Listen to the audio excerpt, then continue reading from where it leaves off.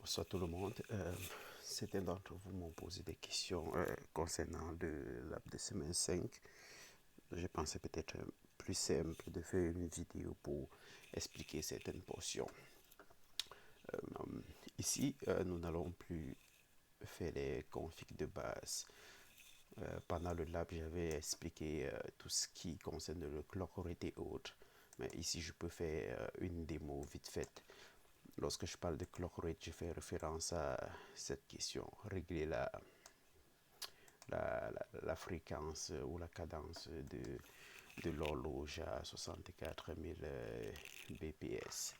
Donc, tel qu'on avait discuté en classe, lorsque vous configurez votre clock rate, rassurez-vous que c'est l'interface qui porte le petit signe d'horloge que vous voyez ici. Et vous vous connectez à cette interface-là. Dans notre cas, c'est l'interface S001. Et une fois dans l'interface, on doit faire clock rate et la valeur qui a été proposée tout simplement. Non, cette interface, j'ai mis du clock rate.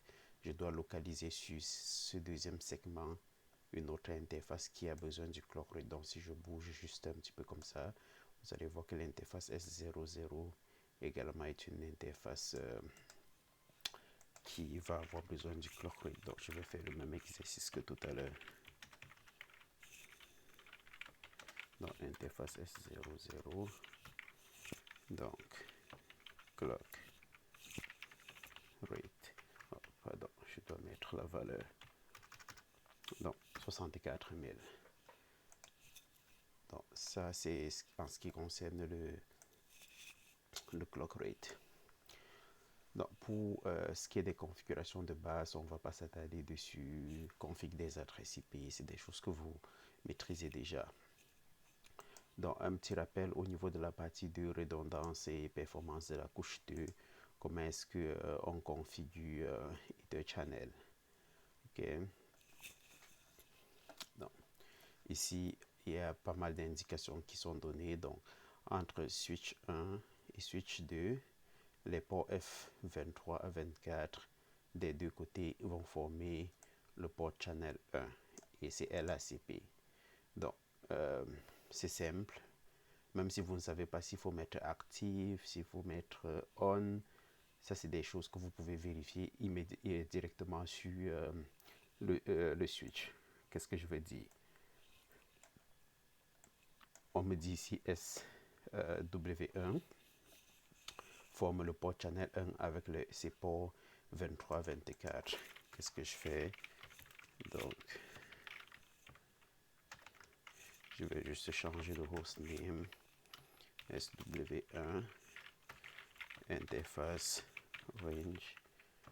Ici j'ai S23-24. Ok. Donc, je dois former ici le port channel 1. Il y a un certain nombre de commandes à faire bien avant. Ok. Donc, faites aussi attention. Si vous mettez switch port mode trunk ici, cela ne remplace en aucun cas le switch port mode trunk que vous devez mettre sur l'interface virtuelle port channel. Donc, je vous montre. Donc, lorsque je suis dans le mode interface range maintenant, je dois faire mon channel group, n'est-ce pas? Ça c'est le 1. Je mets mode. Si vous ne savez pas que c'est le mode active ici, vous pouvez utiliser le point d'interrogation tout simplement. Il va vous dire active, c'est LACP, n'est-ce pas? Ainsi de suite, tout simplement.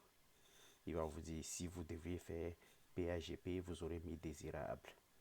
Si vous mettez auto, ok, c'est ok, on fait là comme une sorte de négociation ou passive ici. Si vous mettez on, ça veut dire qu'on va se passer des deux protocoles. Ça va être un channel, Ether channel tout simplement sans l'utilisation des protocoles. Donc, dans notre cas, nous voulons faire du LACP, on va faire du active. Ok. je fais ceci. Donc, une bonne pratique aussi, je ne l'ai pas mentionné, consiste à arrêter l'interface. C'est pas obligatoire, ça n'impacte pas beaucoup le fonctionnement. C'est juste que ça vous évite certains messages du genre des mismatchs qui peuvent survenir ici et là. Donc, une fois que j'ai créé mon channel group, je peux faire mon interface, ma commande interface port channel comme ceci. Et c'est vraiment dans mon interface port channel là que je vais spécifier des choses comme les VLAN natifs, et ainsi de suite, les VLAN qui sont autorisés sur mon port channel. Donc, je dois faire mon switch port mode trunk. Ok, switch port trunk native VLAN. Le VLAN natif c'est le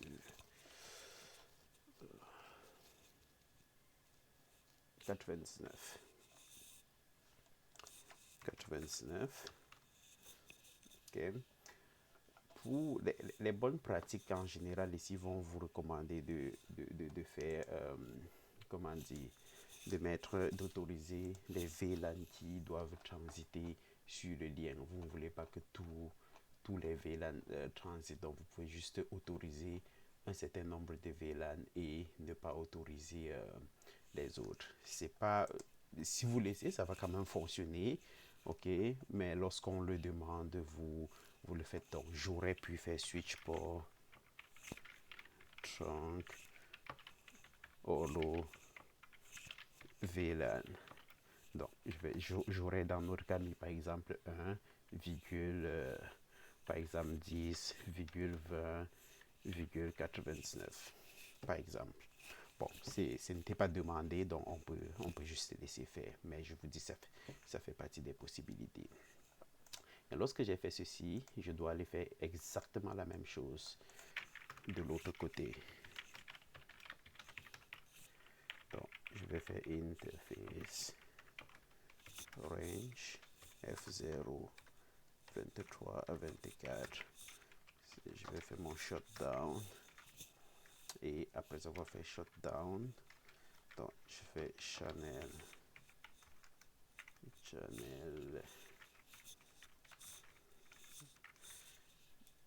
group.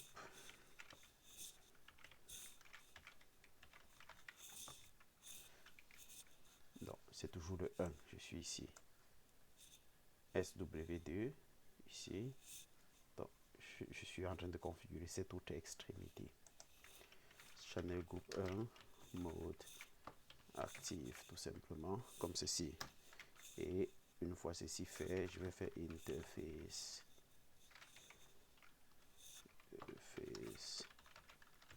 port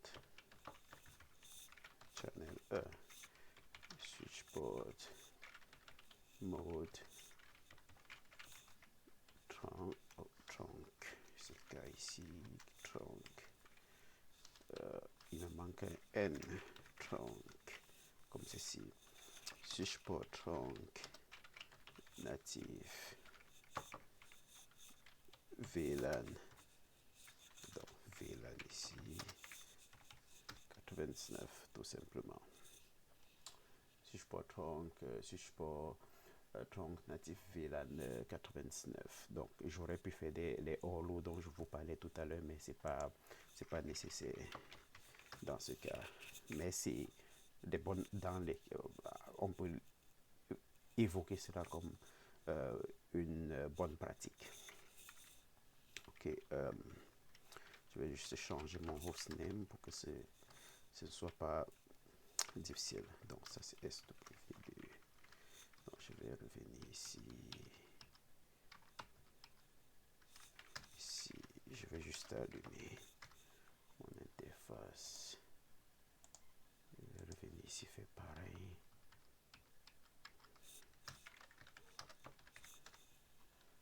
Comme ceci. Donc si vous faites ceci et que si jamais il y a des des problèmes, c'est où vous allez voir des mismatchs.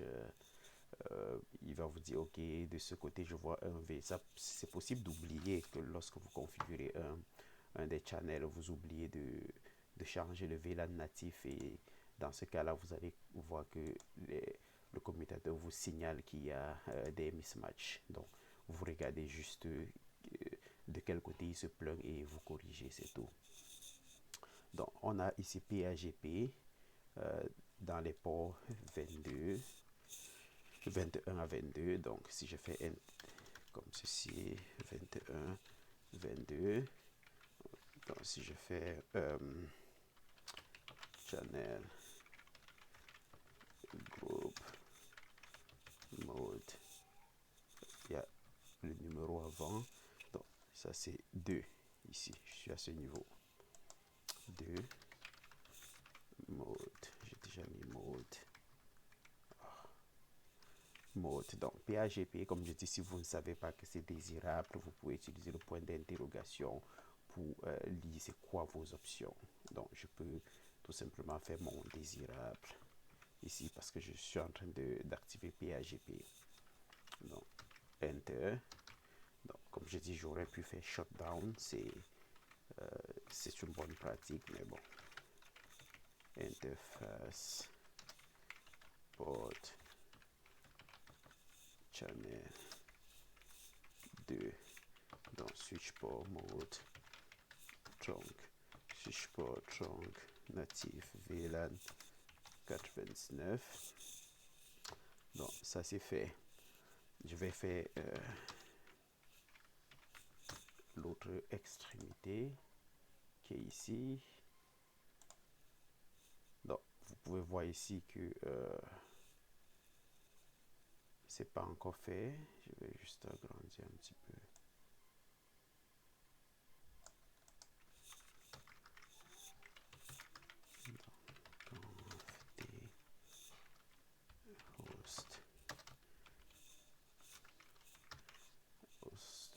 Donc, je vais faire interface range. Donc, c'est normal qu'ils me mettent les mismatchs rendus ici, déjà parce que je n'ai pas éteint de l'autre côté. Et quand vous voyez ceci, lisez juste le message. Il me dit que d'un côté, ok, sur SW1, il se rend compte que sur le port 21, il voit sur le port 21, il voit 99, pourtant ici il voit 1, c'est normal. Pour lui c'est bizarre. C'est tout à fait normal ce message. Donc, on va configurer sur SW3 pour rétablir les choses. Donc, F0 21. Ici, ça c'est 21 à 22 plutôt. 22. Comme ceci. Ok. Channel. Channel group 2 mode désirable. Ok. Donc, et si ce message vous perturbe beaucoup rendu ici, vous pouvez juste faire shutdown. Comme je dis, c'est une bonne pratique pour ne pas vous laisser perturber. Bon, moi, je m'habitue, donc j'ai souvent ça de cette façon-ci. Ok, donc je vais aller interface, port, channel, channel 2, switch port mode, trunk, switch port trunk, native, VLAN 99. Si vous regardez, il va maintenant dire consistency restore. Donc, je viens de lui spécifier que le VLAN natif ici c'est 99 et non 1. Donc, il est content avec ça et il ne va plus me perturber avec les mismatchs. Donc, il me manquerait le dernier lien et on me dit c'est on. C'est simple, on fait exactement le même exercice. Donc, étant sur S3, ce que je vais faire, interface range F0/10 à 11. Donc, channel group, ça c'est 3, mode on. Donc, again, si vous doutez, vous faites le point d'interrogation. Si vous ne savez pas c'est quoi vos options, vous faites on. Ok, donc interface,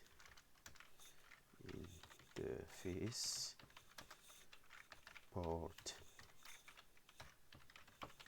channel 3, donc switch port, mode trunk,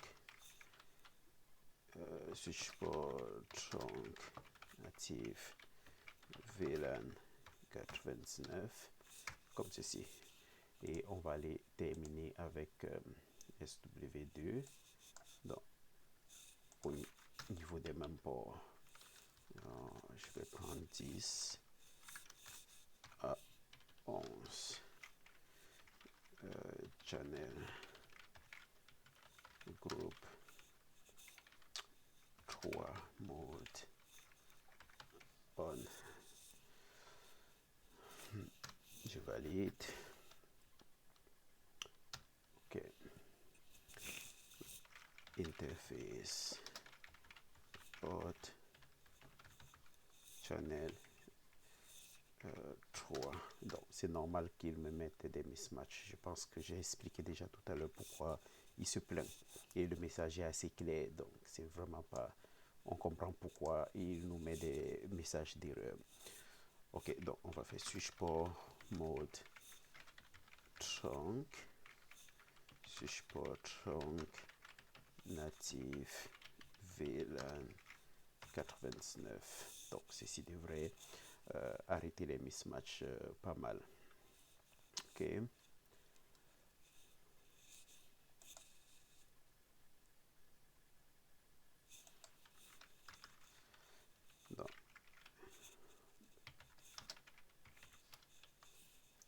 Donc, il nous dit que le problème est réglé ici. Donc, la consistance est au niveau des ports est restaurée. Donc, lui, ne voit plus de différence.